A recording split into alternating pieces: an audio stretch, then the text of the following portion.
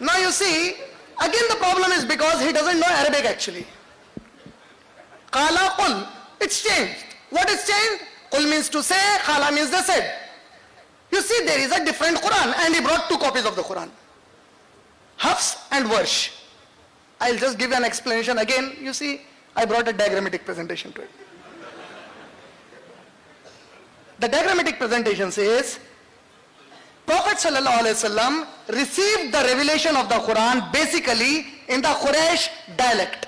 He received it in Quraysh dialect. Why?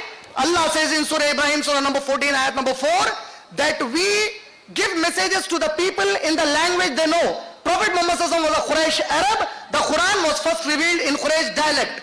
It is then that Prophet Muhammad found some of the Sahaba who were not from the Quraysh.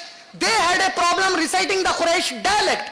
Allah's Messenger, Sahih Bukhari volume number 6, hadith number 4991, Sahih Bukhari volume number 6, hadith number 4992. The hadith references you gave are old edition, I am giving you the latest edition.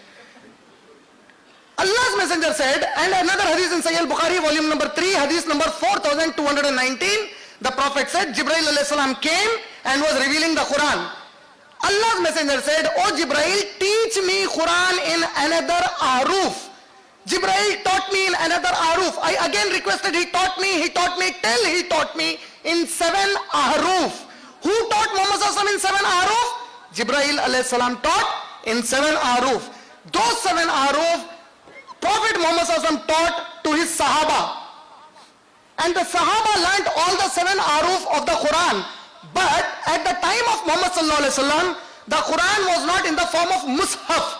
Mushaf means something put between 2 bindings. It was Abu Bakr Siddiq radiallahu ta'ala anhu, when he became the caliph. Sahih Bukhari, volume number 6, hadith number 4986, Sahih Bukhari, volume number 6, hadith number 4987. Abu Bakr Siddiq radiallahu ta'ala anhu, in his time, got the Quran compiled in a book format, and that was compiled in the presence of all the Sahaba. He was the first caliph of Islam. All the Sahaba were there. Nobody objected to that Mus'haf of Abu Bakr Siddiq. Later at the time of Usman radiallahu ta'ala, inshallah in my rebuttal I'll explain him, if he again comes with a counter. At the time of Usman radiallahu ta'ala, there was a minor problem that came, that the people who had written Quran according to them, their convenience, they had put it on the parches. But while writing the Quran on the parches, what certain Sahaba did is, they added notes to it. They added notes to it. Those notes were being passed on to people later, and they thought it is a part of the Quran, and they were reciting the notes of the Sahaba also sometimes as a part of the Quran. What Usman said is, get me the Musaf compiled at the time of Abu Bakr Siddiq. Sahih Bukhari, volume number 6, hadith number 4987. He asked to get that Musaf. From that Musaf, he made 7 Musaf. He distributed everywhere, and he commanded, the remaining Musaf shall be burnt away. He did not burn the original copy. Still, if you observe, I showed you 2 sources. For Bible, God is nowhere. For all the 7 aruf, Allah is the source. He is confirming.